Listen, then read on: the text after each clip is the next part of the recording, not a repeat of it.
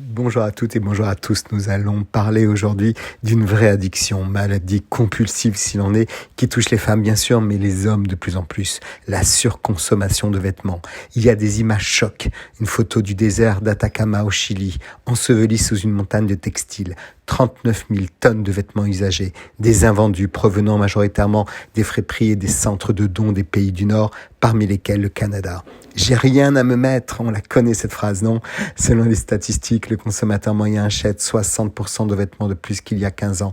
Mais à quel prix? Le coût financier de cette surconsommation est élevé. En moyenne, chaque individu dépense des centaines d'euros par an en vêtements, contribuant ainsi à un budget personnel de plus en plus serré.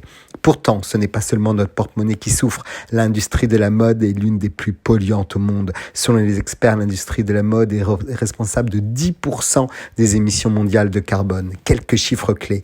80 milliards de vêtements sont produits chaque année dans le monde, soit assez pour équiper chaque personne sur Terre avec 11 nouveaux vêtements par an. Mais au global, chaque Français achète 29 pièces d'habillement et 3 paires de chaussures au cours d'une année. Cela équivaut à un total de 7,7 kilos de textiles par habitant, en tenant compte également du linge de maison. En moyenne, un vêtement est porté seulement 7 fois avant d'être jeté.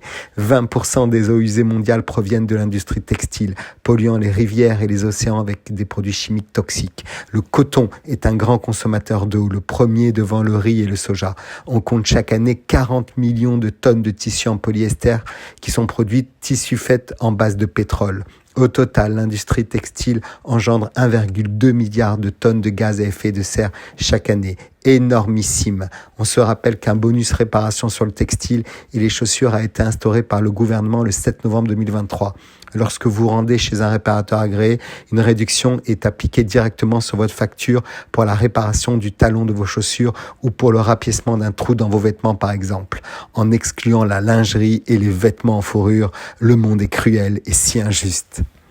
Les députés veulent aussi s'emparer du phénomène et infliger aux t-shirts vendus à moins de 5 euros par Shein ou Temu un malus. Le groupe Horizon défendra à la mi-mars une proposition de loi pour pénaliser financièrement ces entreprises. Concrètement, sur chaque vêtement vendu par ces plateformes, 5 euros supplémentaires seront payés par l'acheteur, faisant par exemple passer le prix d'un t-shirt de 3 à 8 euros sur le site en France. Et ces 5 euros serviront à financer un bonus pour les entreprises textiles qui fabriquent leurs vêtements en France ou en Europe, même si le montant exact de ce modus devrait être débattu. 5 euros le coût du non-respect de nos normes environnementales, sanitaires, sociales.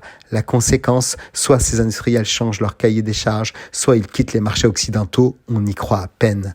Alors comme on a pensé à un Dry January pour l'alcool ou à un Saint-Valentin sans amour pour quelques-uns, si on s'est donné des limites pour que ça soit des fois assez.